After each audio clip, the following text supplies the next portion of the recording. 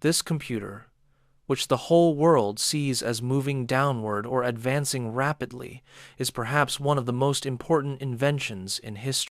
Yes, before computers came transistors, and before that, the binary number system, and many other discoveries.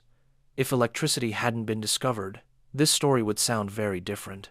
But as a final product, computers are one of the inventions that truly advanced humanity by an entire era.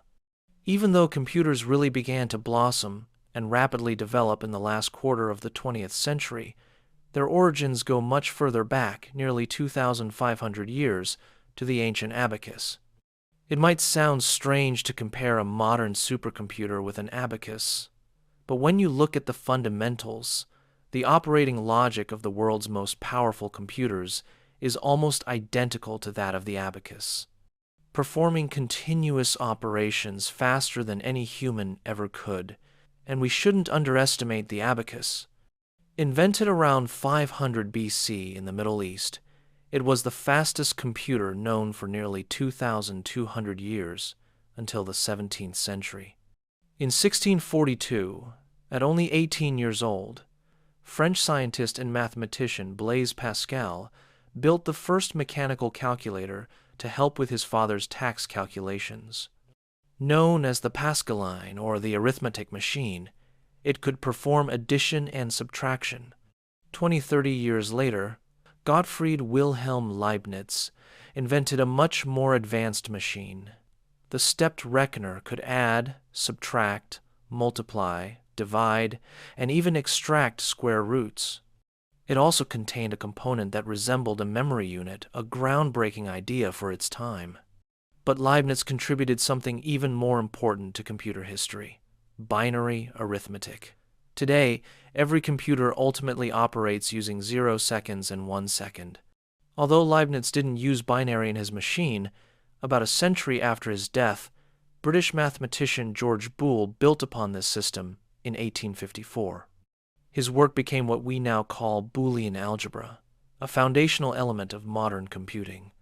By the 19th century, these ideas were far ahead of their time, so they remained relatively unnoticed for decades, sometimes even a century, until other mathematicians and computer scientists rediscovered them.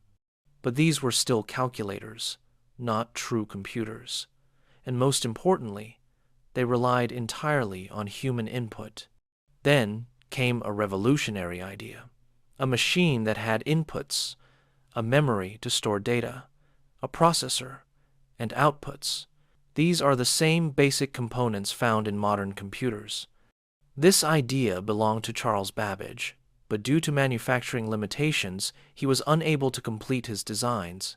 He never saw a working version of his machine. However, his assistant, Ada Lovelace, known as the Countess of Lovelace, wrote the world's first computer program for a machine that didn't even physically exist yet. Although her plans were never executed, she is considered the world's first programmer. Toward the late 19th century, others continued carrying the torch. One of them was American scientist Herman Hollerith, who built a tabulating machine to help solve the U.S. Census problem. In 1896, he founded the Tabulating Machine Company, the ancestor of what would eventually become IBM in 1924. Later, another brilliant mind, though not widely known to the public, made major contributions. Vannevar Bush, a U.S. scientist. He created a machine capable of solving differential equations. His invention used 320 kilometers of wiring and 150 electric motors. Despite being slow, it could solve complex calculations. Around the same time, World War II erupted. Bush was appointed head of the Manhattan Project.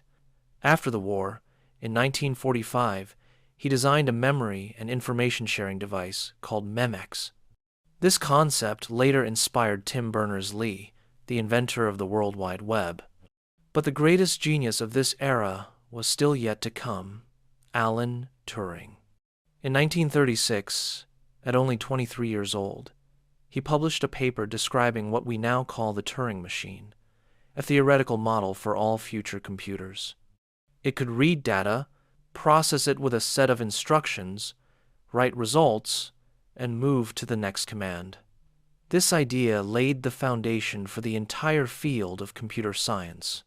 Turing also played a crucial role in World War II by helping break Nazi Germany's Enigma codes. Today, his name lives on through the Turing test, used to measure whether a machine can exhibit human-like intelligence. Meanwhile, in 1938, German engineer Konrad Zuse built the Z1, the world's first programmable, binary-based computer, in his family's living room. Shortly after, American physicist John Atanasoff and engineer Clifford Berry created the Atanasoff-Berry computer, considered the first fully digital computer.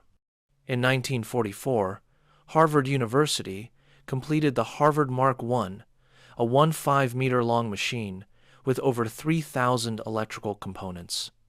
By this point, governments were pouring enormous amounts of money into computing technology, believing it could help win the war.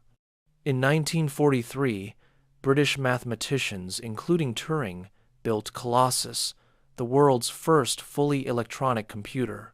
It used vacuum tubes instead of mechanical switches, making it incredibly fast. Colossus remained a secret until long after the war. When people talk about the first fully electronic, general-purpose digital computer, they're usually referring to ENIAC. Built by John Mauchly and Presper Eckert, ENIAC used 18,000 vacuum tubes, weighed 30 tons, and was 24 meters long. It was a monster, but it launched a new era. Of course, vacuum tubes had problems. They overheated, broke easily, and consumed enormous power.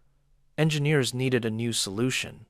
That solution arrived with the invention of the transistor, ushering in a technological revolution that would reshape the entire world.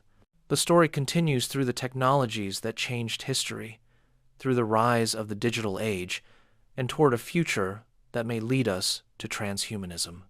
But let's save that for another video. As always, thank you for watching.